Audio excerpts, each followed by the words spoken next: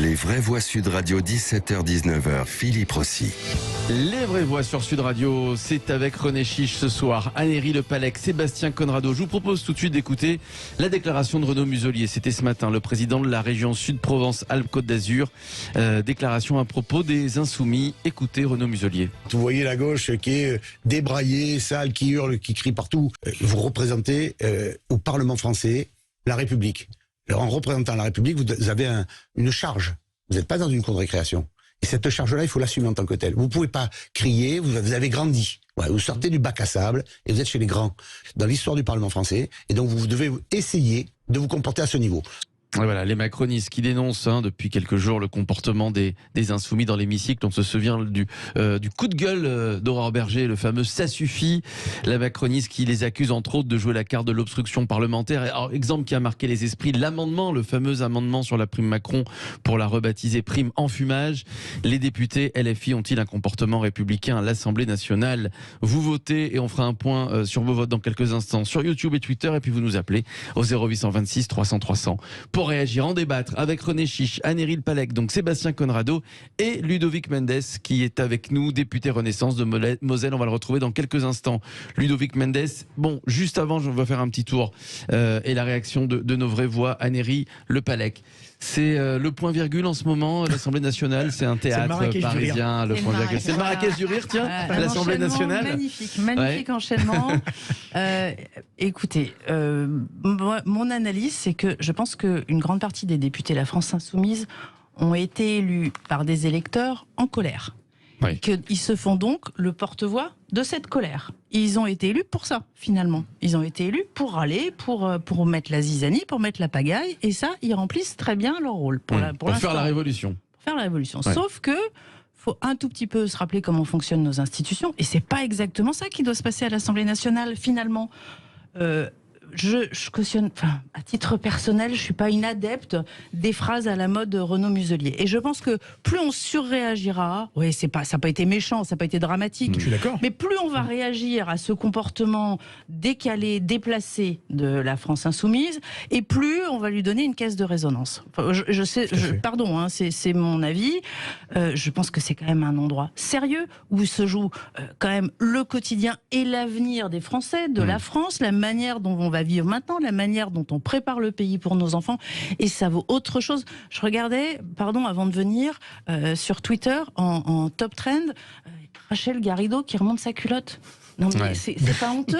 Je sais pas si vous avez. Non mais franchement c'est désespérant et ça fait. Pardon, on est à la radio, c'est pas hyper visuel. Je vous l'accorde. On imagine bien. Voilà. Je sais pas. On imagine tous. Voilà, elle est en arrière-plan de Mathilde Panot qui intervient et ça, ça ne va pas du tout. Et on s'arrête sur ça. On fait le buzz, c'est la petite phrase, c'est la surréaction. On stop. Allons au fond un peu. Il faut que les députés fassent leur travail et je sais que certains, et la grande majorité, heureusement le font. Et puis il y a ce bruit autour qui n'a pas sa place à cet endroit-là. Et je pense en plus que petit à petit, LFI fait le jeu du Front National qui se trouve normalisé, qui se retrouve fréquentable maintenant, et qu'aujourd'hui, LFI déroule le tapis rouge au Front National. Alors, on va poser la question à Ludovic Mendes, qui est avec nous, député Renaissance de Moselle. Bonsoir Ludovic Mendes. Bonsoir. Bonsoir à vous. Alors, comment ça se passe en ce moment, Ludovic Mendes, à l'Assemblée nationale? Alors nous, on se régale quand même, parce que c'est vrai que c'est un show quasi quotidien en ce moment. Ça doit être compliqué pour vous, Ludovic Mendes. C'est pas compliqué. Ce qui est le plus compliqué, si vous voulez, c'est de donner l'insensation à l'extérieur, d'être dans une cour d'école ou dans une manif permanente. C'est surtout ça qui est compliqué pour nous, parce que c'est vrai qu'on ne s'en rend pas toujours compte à la télé, mais le brouhaha à l'intérieur de l'hémicycle est assez désolant et même hallucinant parfois. Et malheureusement, ils sont en train d'être le marchepied de Marine Le Pen pour l'Élysée en 2027, parce qu'ils sont en train de la normaliser, de la rendre quelqu'un d'agréable, de sympathique, et eux sont en train de faire tout l'inverse. Et l'histoire de cette pensée révolutionnaire aujourd'hui dont on écoute... Ludovic Mendes, je suis désolé, je vous interromps juste quelques minutes. On va commenter ensemble l'arrivée du Tour de France, la 18e étape. Ludovic Mendes, député Renaissance de Moselle. Vous suivez le Tour de France, Ludovic? Bon, là, vous avez suivi la victoire de Vingegaard en direct sur Sud Radio. Ça parle un petit peu du Tour de France à l'Assemblée nationale, Ludovic Mendes? Non, malheureusement. Non, dans les couloirs, vous commentez pas ensemble. Bon, très bien. Alors sur le comportement évidemment des députés à la France Insoumise, les députés LFI ont-ils un comportement républicain à l'Assemblée nationale d'ailleurs? Vous dites non à une grande majorité sur le compte Twitter de Sud Radio, non à 82%. Est-ce que vous pensez pas, Ludovic Mendes, que ça va se calmer finalement? Les élections législatives viennent de se terminer. Il y a un projet de loi sur le pouvoir d'achat. Bon, c'est vrai que ça fait parler, ça fait des images. On est content d'être entré pour certains ou d'avoir été réélu à l'Assemblée nationale. Mais finalement, sur le long terme, est-ce que finalement tout ça ne va pas un peu se calmer? Ou alors vous avez peur qu'au contraire, on n'arrive pas à voter des lois, on retarde à voter des lois, on fasse tout le temps obstruction? Est-ce que ça c'est une peur, Ludovic Mendes? Une peur, non, mais si on prend l'expérience qu'on a eue sur le premier mandat, ils étaient beaucoup moins nombreux, ils ont quand même réussi à monopoliser un maximum de temps la parole. Nous, ce qu'on demande, c'est déjà de respecter le règlement de l'Assemblée nationale. C'est-à-dire ne pas avoir toujours des prises de parole intempestives pour citer du Marx ou je ne sais trop quel bouquin ou un compte Instagram, mais qu'on parle de choses concrètes, philosophiques, politiques, et qu'on avance sur un projet d'avenir. On n'est pas fermé. Sauf qu'aujourd'hui, leur seul objectif, il y a une espèce de storyboard qui a été créé, c'est de faire de la com. Et ils se servent de l'Assemblée nationale pour faire de la com, pour faire croire qu'ils sont exceptionnels, qu'ils sont les meilleurs.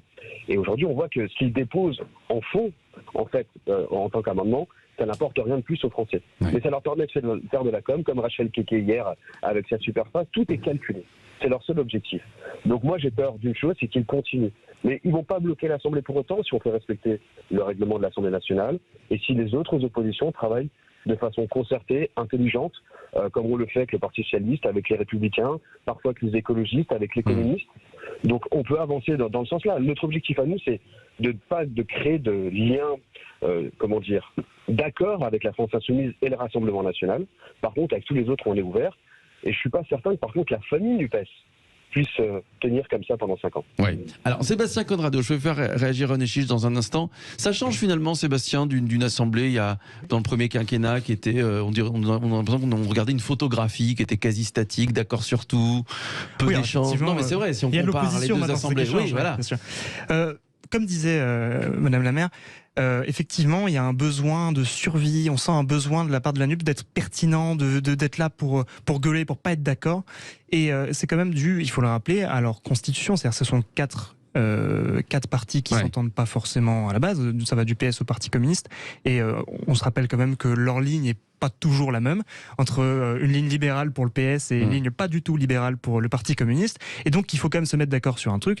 Et tant qu'à faire, autant se mettre d'accord sur faire un peu de buzz, faire parler de soi, faire parler des idées, enfin des idées sur lesquelles on est d'accord en tout cas. Donc oui, la LFI, enfin la NUPES, excusez-moi pour ce lapsus. Alors Mélenchon dit la NUP, hein, donc on peut dire la NUP, il n'y a pas de souci. La NUP a besoin d'exister et il me semble que c'est vraiment leur manière de faire parce qu'ils n'en ont pas vraiment d'autres. Ouais. René Chiche. Alors écoutez, on va finir par croire que je me suis converti au nupécisme, on peut dire. Ouais. Après le macronisme, après 5 minutes. Mais alors, c'est le grand écart. Hein. Voilà, oui. Attends, pas du tout. Mais oui, la question, ont-ils un comportement républicain ? Pour moi, la réponse est oui. Alors certes, on a quelques débraillés. On parle de Madame Garrido, du jeune député Louis Boyard qui vient en chemise.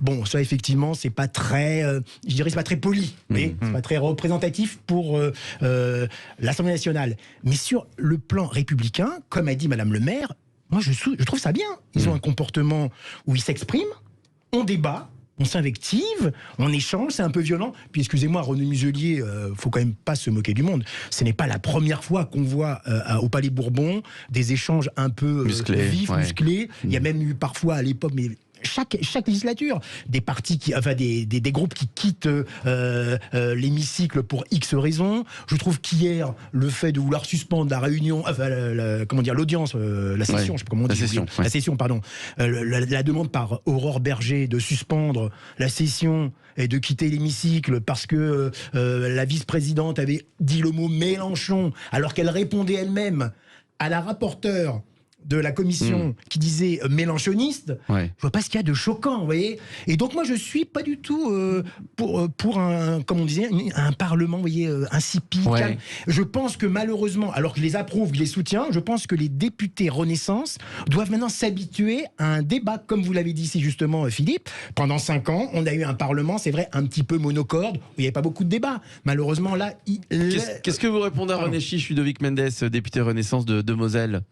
Nous, on est prêts, rassurez-vous. Puis aller au combat, ça ne nous pose aucun problème. Mais qu'on aille au combat sur du fond, sur du philosophique, pas sur des fausses déclarations. Madame Kéké qui nous explique qu'on gagne 900 € par jour, je ne sais trop quoi. Ce qui m'inquiète, moi, c'est la manière dont ils agissent. On parle de républicains. On a vu ce week-end les raids sur les réseaux sociaux. Et j'en ai été victime, moi, sur des propos, parce que j'ai préféré contester les propos de Madame Panot. La manière dont ils agissent, en fait, avec une partie de leurs militants, avec une partie de leurs propos sur les réseaux sociaux ou à la télé, ça, on a la limite. On est sur la ligne de crête républicaine. Donc là, il y a de quoi s'inquiéter. Et le débat de fond aujourd'hui, leur seul objectif, c'est d'hystériser et de pousser au combat. On menace dans l'hémicycle de mettre les gens dans la rue pour retourner le pays. Je suis désolé, c'est pas comme ça qu'on est censé fonctionner. Qu'on soit en désaccord, tant mieux, et c'est normal. Tout le monde ne veut pas être d'accord. Et c'est important de débattre et que chacun... Excusez-moi, monsieur le député, mais quand vous dites hystériser, c'est un grand mot. Quand ils ont fait ce qu'ils ont fait hier ou encore ce week-end, je trouve ça plus que limite. Allez, on va poursuivre le débat dans quelques instants. Restez avec nous. Les députés LFI ont-ils un comportement républicain à l'Assemblée nationale? Vous nous appelez 0826 300 300. Alain sera avec nous dans quelques instants. Nos vraies voix, Annéry Le Pallec, Sébastien Conrado, René Chiche et vous, monsieur le député Ludovic Mendes, député Renaissance de Moselle. On revient très vite. Les vraies voix Sud Radio, 17h-19h, Philippe Rossi. C'est la suite des vraies voix sur Sud Radio avec René Chiche, Annéry Le Pallec, Sébastien Conrado et cette question que l'on vous pose. Les députés LFI ont-ils un comportement républicain à l'Assemblée nationale? Vous dites non à 60% et vous nous appelez au 0826 300 300. On va vous écouter dans un instant. Je vous le disais donc, nos vraies voix avec nous et Ludovic Mendes, député Renaissance de Moselle, qui répond à nos questions, aux questions des vraies voix et à la mienne. Alors Ludovic Mendes, on en parlait pendant la petite pause. Beaucoup de commentateurs qui essaient de trouver une date à l'éventuelle dissolution de l'Assemblée nationale. Oui, je pense qu'Emmanuel Macron va dissoudre dans 1 an, dans un peu moins d'1 an. Qu'est-ce que vous en pensez, Ludovic Mendes? Est-ce que vous en parlez, vous, avec vos autres collègues députés, d'une éventuelle dissolution d'ici quelques mois? Ou est-ce que c'est pour vous de la politique fiction? On n'en parle pas, et à titre personnel, je pense que c'est de la politique fiction, parce qu'on peut prouver qu'on peut travailler autrement. Imaginons que demain, on mette en place la proportionnelle. On va pas dissoudre tous les ans. Là, l'idée, c'est comme de démontrer qu'on peut travailler tous ensemble, sans être toujours d'accord. Il y a un risque d'explosion de la NUPES, il y a des accords potentiels avec des membres des LR, il y a des non-inscrits. Il faut aussi qu'on tende la main, qu'on ait l'humilité de dire aussi qu'on n'a pas toujours toutes les réponses de notre côté, et c'est comme ça qu'on doit avancer. D'ailleurs, ça se fait en ce moment même à l'Assemblée nationale. On a eu un compromis hier à 1 voix près sur la déconjugalisation de la hache. Donc ça prouve qu'on a des points communs, des envies communes. Il faut juste qu'on sorte du dogmatique, du diktat imposé par la France insoumise aujourd'hui, et qu'on puisse avancer. Et globalement, que le Rassemblement national de la France insoumise vote de temps en temps avec nous, c'est leur choix. Ça ne posera aucun problème. Mais il n'y aura pas d'accord avec les deux là. Ouais.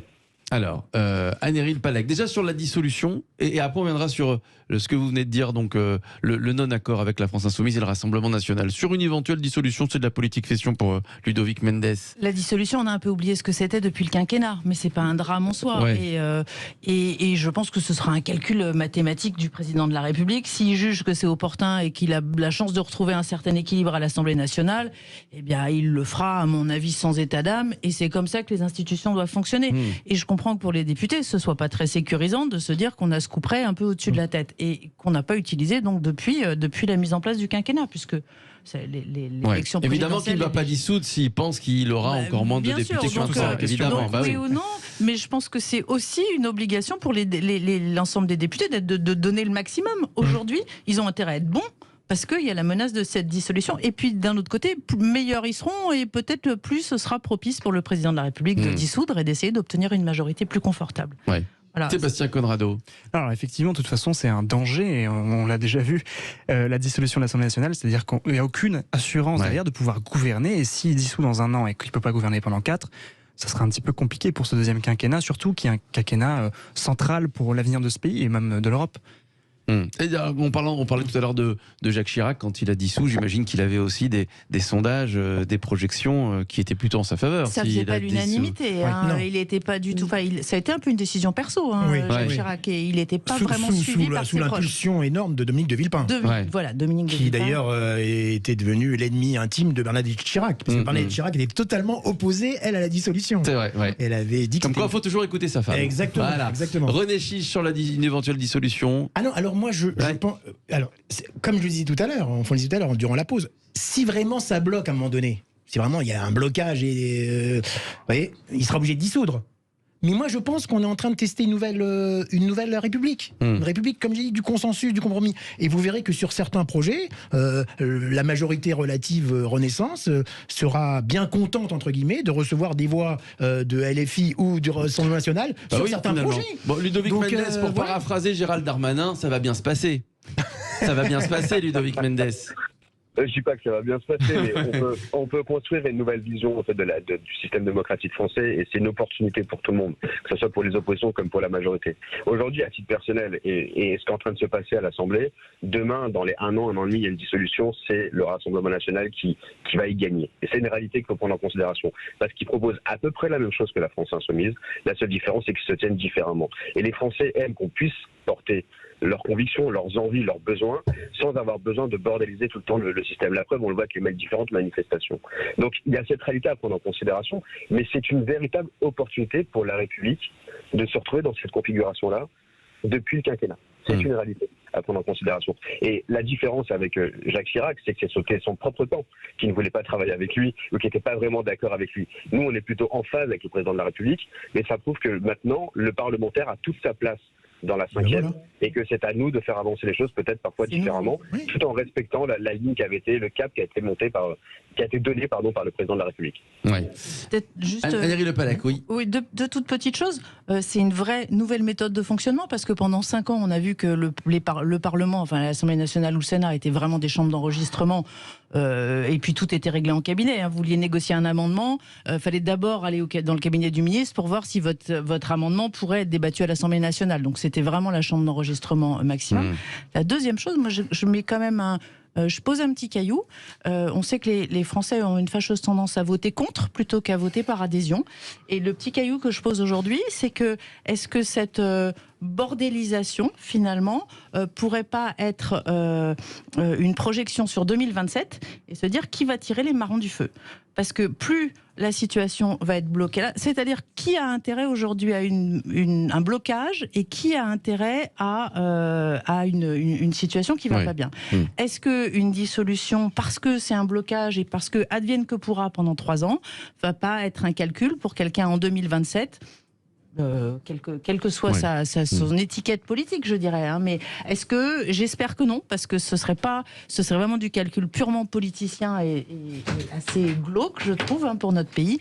Mais est-ce que c'est pas un stratagème? Est-ce que ça ne pourrait pas être un stratagème politique pour préparer 2027? Bon, on ne joue pas avec l'avenir de notre pays. Il ne faut pas le mettre en danger. Il y a des réponses à apporter et je pense que là-dessus, personne n'est prendre de risques. Merci à vous, Ludovic Mendes, député Renaissance de Moselle. Merci. Les députés LFI ont-ils un comportement républicain à l'Assemblée nationale? Non, à 62% sur le compte Twitter de Sud Radio. Je vous propose de jouer au roi de l'info.